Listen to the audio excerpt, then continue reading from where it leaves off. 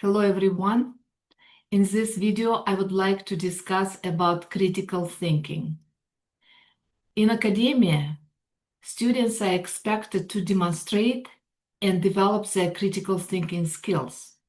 However, how people define critical thinking, what critical thinking is about, how to measure critical thinking, how to assess them, this is a big question. To help you to understand where you are in your critical thinking and help me to assess your critical thinking skills and see how you develop them, I suggest that we look at Bloom's taxonomy, one of the tools to develop critical thinking. It is not the ideal tool. There are many other different approaches to understand and measure critical thinking, but in this class, I would like us to use Bloom's taxonomy so we all are on the same page. Let's dive into more details of Bloom's taxonomy. As you can see, Bloom's taxonomy is a very simple type of pyramid. It has layers, and the further, the upper we go, the better critical thinking skills we will demonstrate. Let me give you an example. I'm going to use one concept, such as globalization, to demonstrate how I can develop critical thinking. For example, at the first level, memorization, remembering, everyone heard the word globalization. Everyone has kind of idea about what globalization is. Maybe you read something about global businesses. Maybe you know something about when globalization has started. So whatever related to memorization of this concept, it will go at the first level.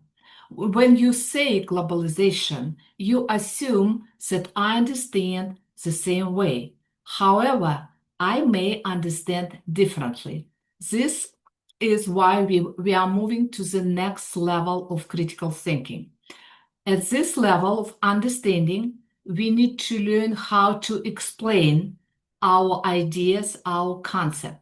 For example, I will ask you, what do you understand by globalization? And some of you would say, oh, this is about businesses. We have, a lot of products made in China. This is a sign of globalization.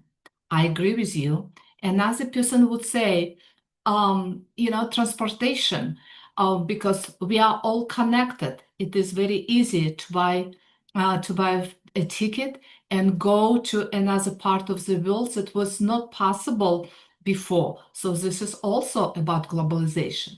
Now, another person would say it is about technology, like computer technology, internet technology. We connect with people across the globe because of technology. So this is a sign of globalization. Yeah, and I would agree. It is also true. Another person would say, we all speak English. I mean, people in many countries can understand each other. If you go to another country, you can buy the same products that you can buy in your store in your neighborhood. So it is also globalization about like spreading cultures, creating the cultures that unite all people around the world. Yes, there are so many understanding of globalization, so many definitions of globalization. Okay, so make sure when you throw a concept, you provide an explanation or give some ideas of what you mean by that concept, by that term, or in your academic writing, you can make citation or make a direct quote from the source, reliable source, so as your readers will understand what you mean exactly by this term. So the next level of critical thinking is application. Application takes us from the concept, from the level of theory to the real world, to the practice. I would say, okay, now when you understand, when you have your definition of globalization, give me an example what globalization is in real world, how it applies in your life. And for example, right now I'm using internet, I'm using Zoom to communicate with you. So yeah, technology, this is one of the practical example of globalization. Or I'm from another country. You know that I have an accent that I cannot unfortunately get rid of. Globalization opens the world and brought me to this culture and gave me an opportunity to, to earn my degrees and teach classes. So this is practical applications of globalization. Next level is analysis. When we speak about analysis, what we mean? We mean that, if you go to a clinic and you get a blood test done, so your blood is analyzed by professionals, and the results is given to you in details what kind of cholesterol, sugar, whatever you have in your blood. So analysis is a breaking a phenomena, a concept into smaller parts and understanding that each part is very valuable, has a lot of information, and can be broken even deeper, right? So how we can break globalization concept into smaller parts? As we already discussed, as I already mentioned, it can be technology, it can be transportation, it can be economy, it can be culture, it can be international trade, it can be policies, global policies. It can be many different things, and each part of those things is its own phenomena that can be explored more in depth. So this is a level of analysis. It shows that we understand that phenomenon is very big. Any phenomena actually is very big and can be understood from different perspectives and can be explored from different perspectives. So, okay, now we move to the next level. Next level is evaluation. How we judge this phenomena from what we already analyzed and know. Several years ago when I taught my classes, face-to-face classes at the university, I asked students, like, do you believe that globalization is good? And most of them said yes. And I spent time, explaining and discussing the negative sides of globalization.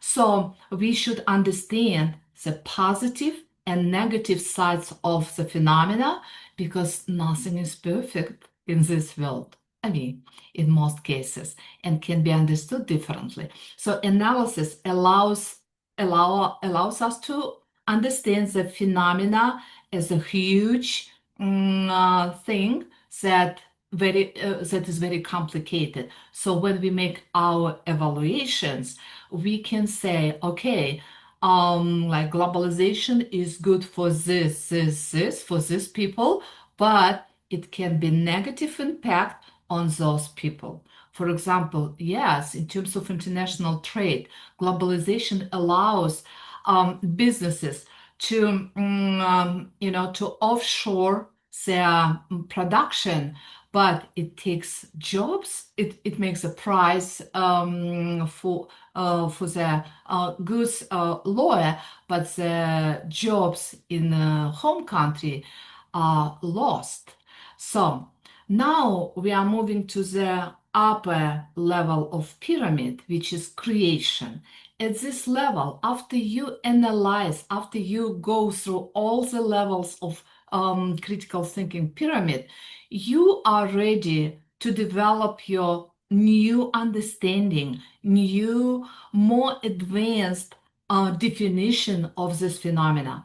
And you can create, if it is about like practical thing, a company that would consider all these positive and negative things and complexity of globalization, let's say.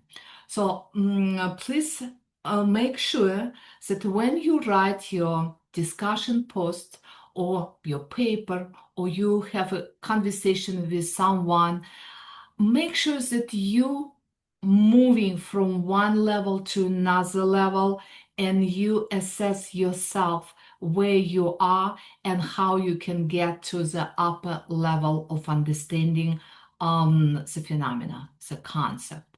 I hope it makes sense, and I would like to see the evidence of your learning in your written works online. Thank you very much and enjoy your learning. Bye.